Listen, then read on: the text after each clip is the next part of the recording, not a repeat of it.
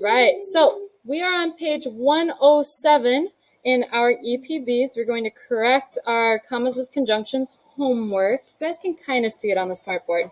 So for 1 through 7, you are supposed to add commas where they were needed in the sentences, then circle the conjunction. And remember, our conjunction is and, but, or. Those are the 3 words that are conjunctions. So for number 1, botany is the study of plants, comma, and it has been studied since ancient times. So there should be a comma after plants, and you should have circled and. For number 2, botanists use microscopes to look at plants, comma, and circle, but I like to look at them in a garden. So comma after plants and circle, but. Number 3, plants can be found deep in the sea, comma, then circle, or they can also grow on the highest mountains. Number 4, some plants produce cones, comma, circle, and these cones protect the seeds.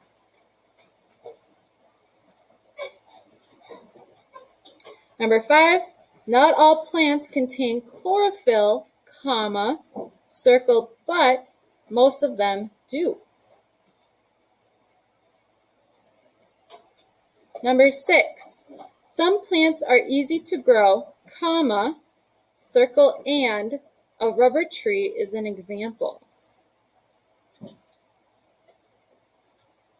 And then number 7, most plants require sunlight, water, and carbon dioxide, comma, circle, or they will not survive. Questions on the first part, 1 through 7? Okay, can we move on?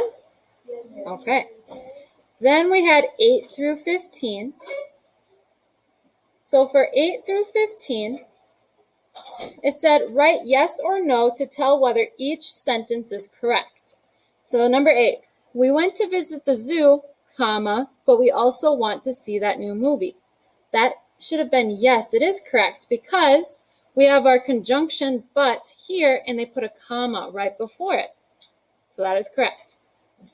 Number 9, the ocean waves crashed, comma, and tumbled on the shore. That one is a no. And you might be thinking, well, Miss E, I see an and there's a comma. Shouldn't that be correct? Well, if you remember, a conjunction is used to form two parts that would otherwise be their own sentences. So the first part, the ocean waves crashed, that could be a sentence on its own, right? But tumbled on the shore, is that a sentence? Could that be a sentence? No. So and is not being used as a conjunction there. So they should not have put a comma. Number 10, Brianna can go to the party, comma, or she can stay home and study. That is a yes, because Brianna can go to the party is a sentence, and she can stay home and study is a sentence, and they use a comma with or. Number 11, this museum has many exhibits and attractions for visitors. That's also a yes, because they didn't need a conjunction because they weren't trying to link two parts that could otherwise be their own sentences. Number 12, tea can be served cold and tea can be served hot. That is a no, because we have tea can be served cold, that's one sentence. Tea can be served hot, that's another sentence. So they should have put a comma after cold, because and is being used as a conjunction here. It's connecting two sentences. Move that down a little bit. Then we had number 13. Yeah. You can find the books in my backpack, comma, or in my locker. That's a no, because in my locker, that's not a sentence. That couldn't be on its own, so they should not have used a comma before or. 14, Ava practiced the lines a long time, comma, and we hope she gets the part. That's a yes, because Ava practiced the lines a long time could be a sentence, and we hope she gets the part could be a sentence. And they use a comma and. And 15. Many people live in town, comma, but there are others who live in the country. That's also a yes. Because many people live in town could be its own sentence, and there are others who live in the country could be its own sentence. Questions on 8 through 15. How many of you got tripped up a little bit on these? How many of you got tripped up a little bit?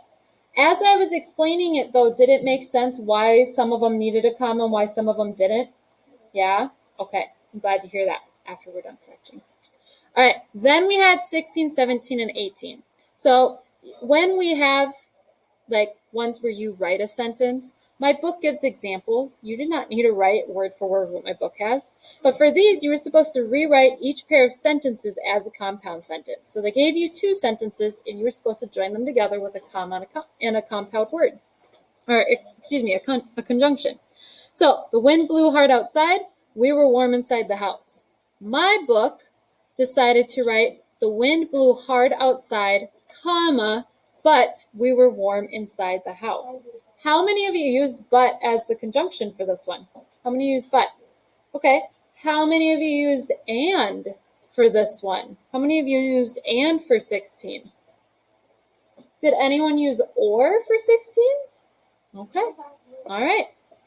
Then number 17, my family saw lots of puppies in the shelter. We decided to adopt one. So my book said, my family saw lots of puppies in the shelter, comma, and we decided to adopt one. How many of you used and for this sentence? Okay, awesome. How many of you used but for this sentence? Philip, your book needs to be put away. How many of you used or for this one? Okay, I think and made the most sense for this one. Number 18, I may have failed to follow the recipe correctly. Perhaps the oven isn't working. So my book said, I may have failed to follow the recipe correctly, comma, or perhaps the oven isn't working. How many of you used or? Okay. How many of you used and for this one? Okay. How many of you used but for this one? Okay. I would say for this one, or and but probably would have been the best ones to use because it's kind of like contradicting. Like, I may have failed to follow the recipe correctly, but perhaps the oven isn't working, or perhaps the oven isn't working. Show me on your hand, 1 through 5, how did you feel about page 107?